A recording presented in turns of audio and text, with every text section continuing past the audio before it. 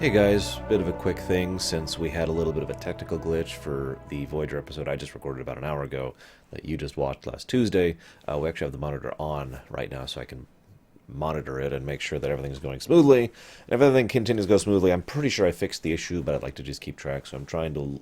I have a bunch of black on my screen to reduce the glare in my glasses. I hope you can forgive me for this. Normally I try to appear a little more professional in this, but whatever. So...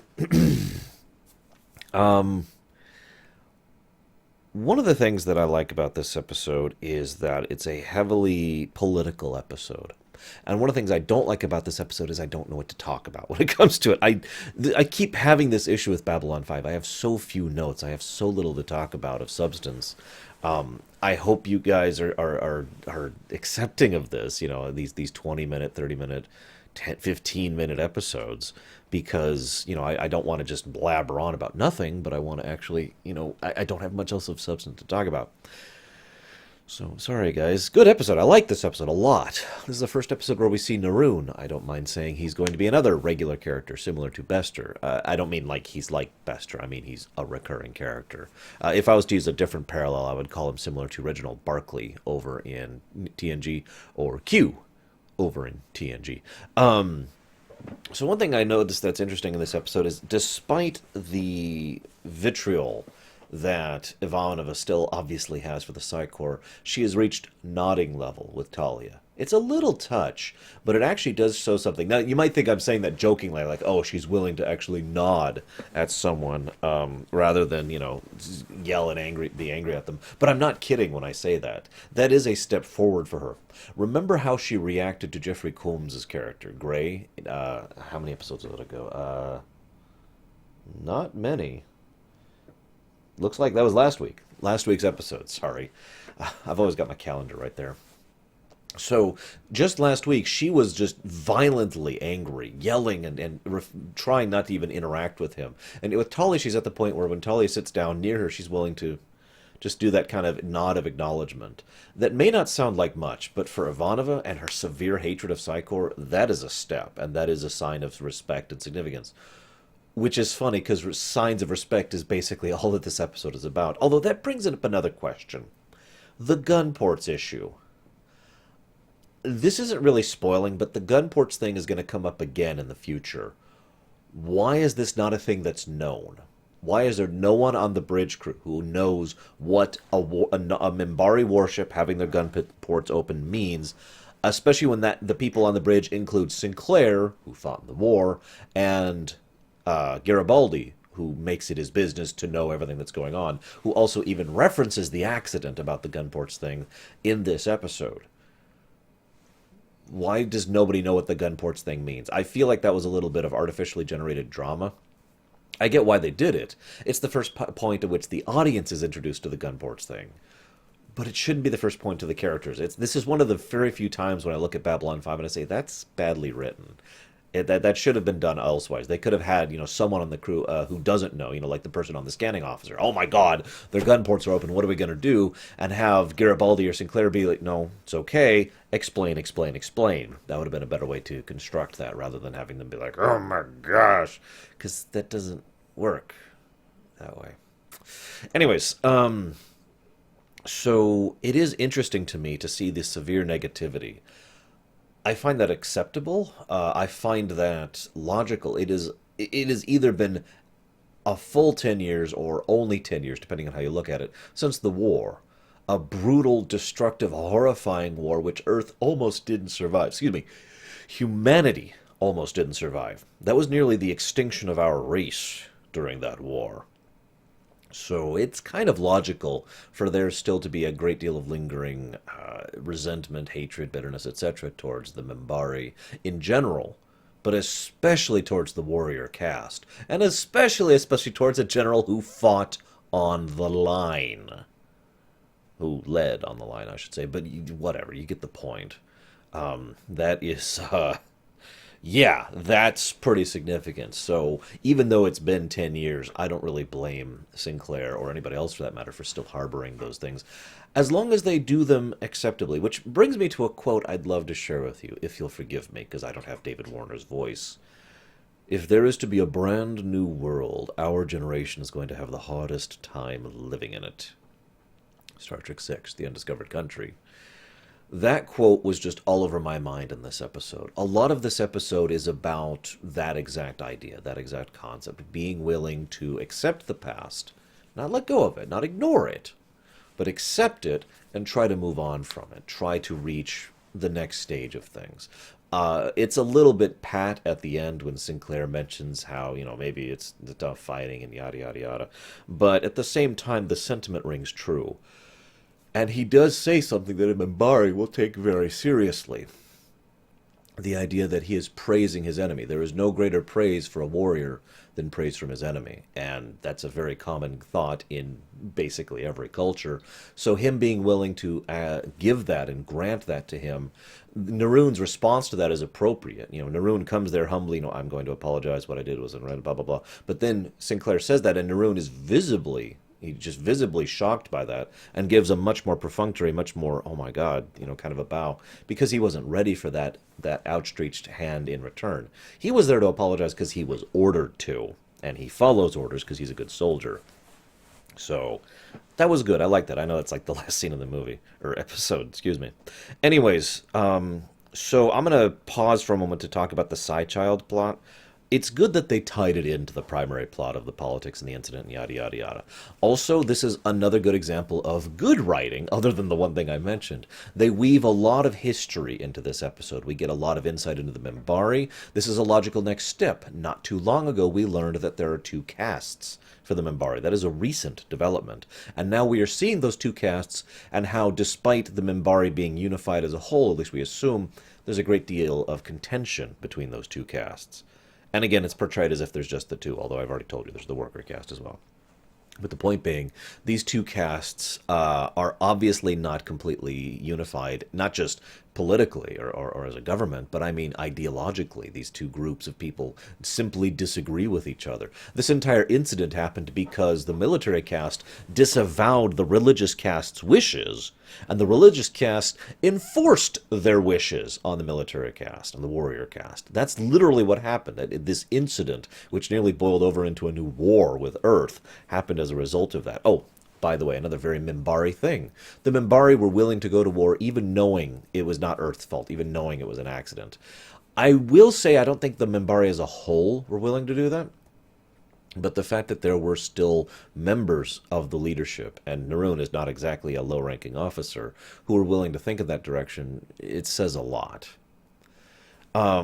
Regardless, so there's a lot of backstory, a lot of setting woven into this. The other thing that's interesting is the concept of Minbari politics, which I just touched on a little bit. You notice I've already stopped talking about the Psy Girl, because there's really not much to talk about there. It's a fairly typical plot. There's here's your options. Psychor, one of the alien races, or, you die horribly, basically. Not literally, but you know what I mean. And they use that though for the same effect, which is why I'm trying to weave my own narrative together here. Both the Psy Girl and the Minbari plot, while they have some plot to them, are mostly setting building. This is learning about the Minbari. This is learning about Naroon, the individual. This is learning about Delenn, the individual. This is learning about how Psychor operates a little bit. This is learning a little bit into the Narn regime. This is the first time it's really flat out stated that the Narn do not have telepaths amongst their species, and they want them. This has been hinted at before, especially when Lita Alexander was offered a fair sum for genetic material from her in order to experiment on. That was way back. It's even referenced in this episode, but way back. It's only I feel like I'm so far into the series, but I'm still in season 1. Anyways, so again, it's insight into the Narn and their lack of telepaths, which will be relevant later. It's insight into the fact that Earth is not the only organization which is not unified back at home. The Minbari are not fully unified either. That's going to become relevant in the future. It's an insight into Minbari politics. I'm going to save that discussion for a minute, but that's going to be relevant in the future. It's an insight into the reality of how awakening as a psi child works, and a little bit of an insight into the psychokinetic thing, or excuse me, psychotelepathic. I guess that would be psychopathic? That doesn't sound right. Anyways, thing in general of how it works, the mind, the wall thing, and looking into another one's mind. One thing I really, really liked too, that they establish. And because I like this because it makes perfect sense. The mind of a human does not fully equate to a mind with an alien. So if a human mind tries to interact with an alien mind, it just doesn't work right. I like that a lot, actually, because that makes perfect sense. I've been one of those people who has argued that if you were somehow, like, if you could Q snap your way into another person's mind, your sentience into their physical brain and interactions, you wouldn't be able to function properly because the signals you're used to sending are not the signals they're used to, their body, their mind, their nerve paths are used to receiving. It's not one to one. I don't have proof of that. Not really. It's just something I've theorized for many years. But the idea of that being true across alien species just makes 50,000 times more sense. The fact that they literally have different thought processes, so it's completely different to interpret. And they mention training that's necessary to be able to understand alien minds. Again, great setting building. But that's really all this episode is. This episode is pure setting building. There is technically a threat of the week, but it's never really treated as if it's a serious threat. The only time it ever really comes into the threat territory is when Naroon physically attacks Sinclair, thinking that he might have been held there. By the way, I want to give props again to Garibaldi, because Naroon's like, there's one place they would never think to look. And Garibaldi says, actually, I totally looked here. That is so Garibaldi. I just wanted to share that. One of the other things, too, that's brought up, and again, this is a little bit more setting building, is they discuss the down below thing once again, only a little bit. I've talked about the down below thing before. I don't want to really get too much into that again because that was in the controversy box. We don't have a controversy box today. But it is once again mentioned that when you're down there, you steal or you thug. Those are basically your options. It's that or die, I suppose. So those are your three options: thug, steal, die. Take your pick. And the fact that there is that level and severity of an underclass really kind of emphasizes the fact that this is not Star Trek. This is not some Puritan future. This is not some place where they have solved resources or otherwise things like that. This is a normal society, which I think is why some people like it so much more, even though that carries so many more problems with it, because it is more believable. I'm not going to call it realistic, but definitely believable. I want to just take an aside to say that I really didn't like the actress who played Psychic Girl. I can't even think of her name.